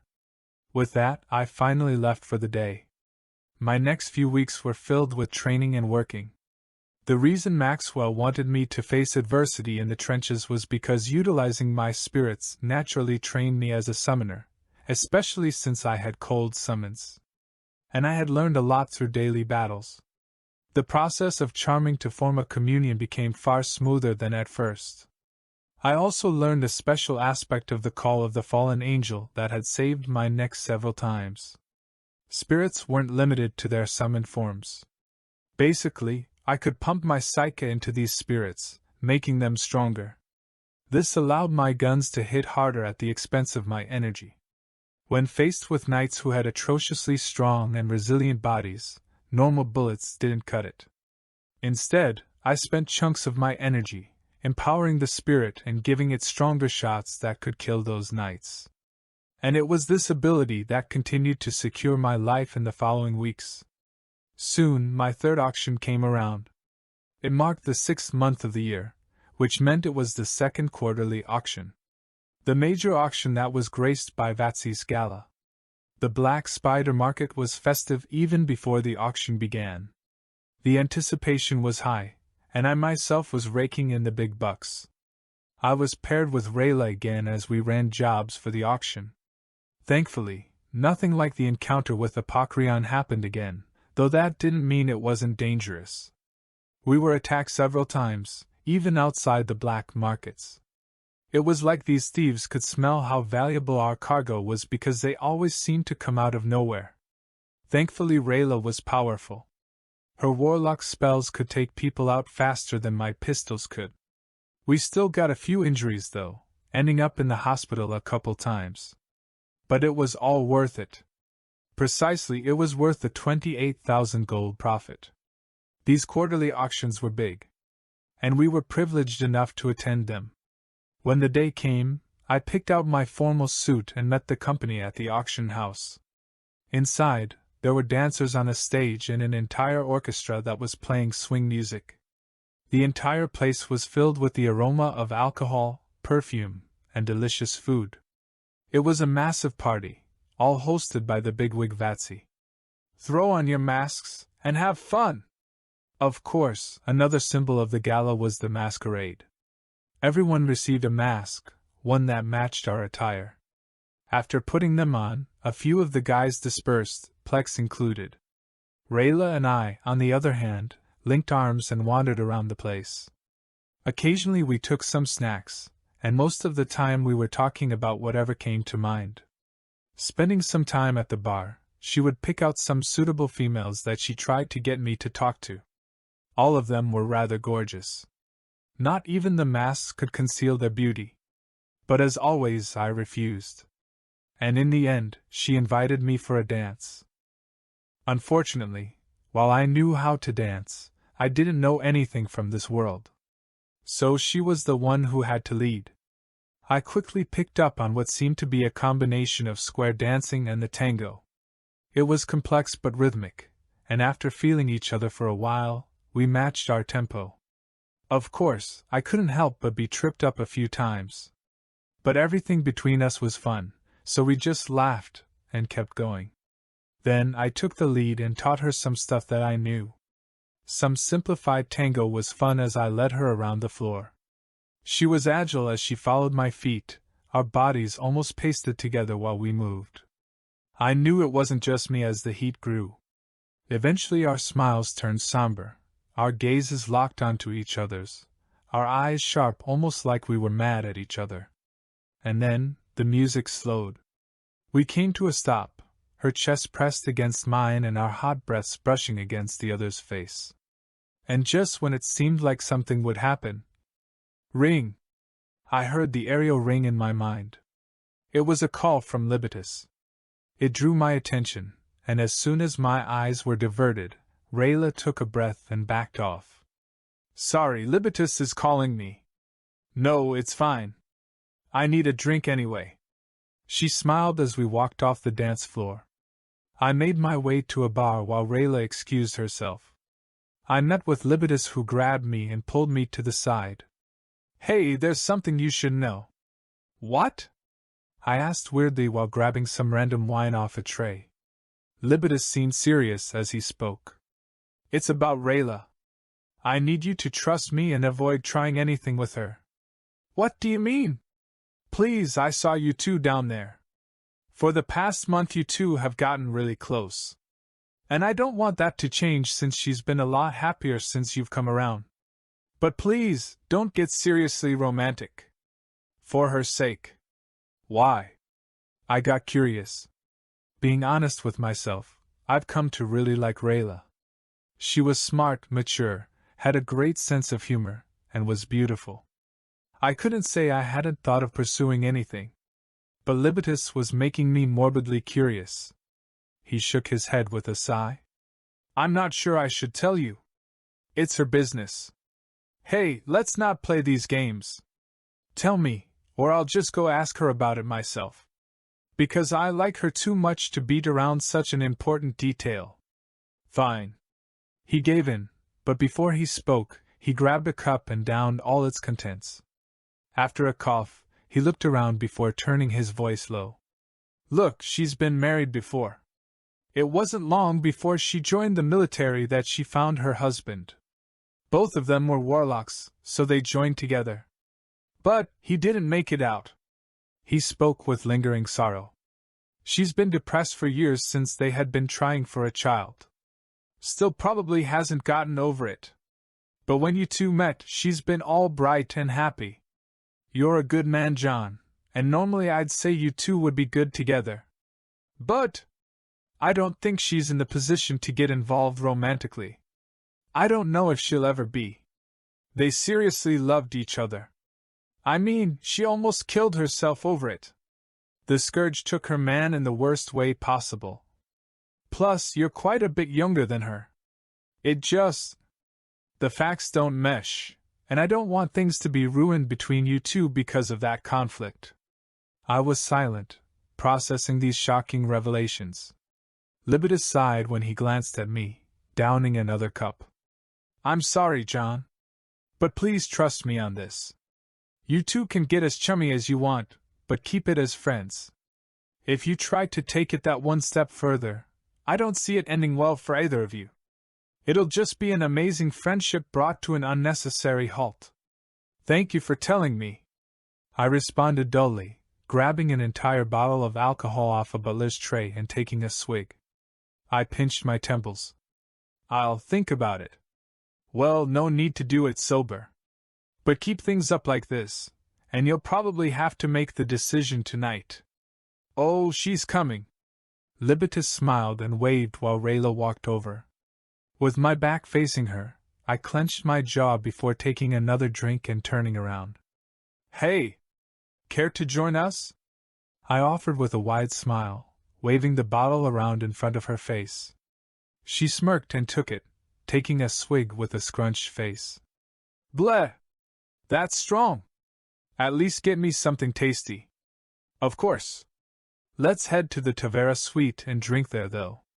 Like that, the three of us got ourselves comfortable in the first-class seating that was armed with a private bar.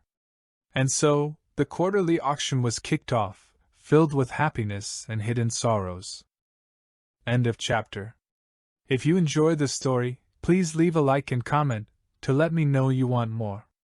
Make sure to support the author by liking the official story page on Royal Road, link in the description.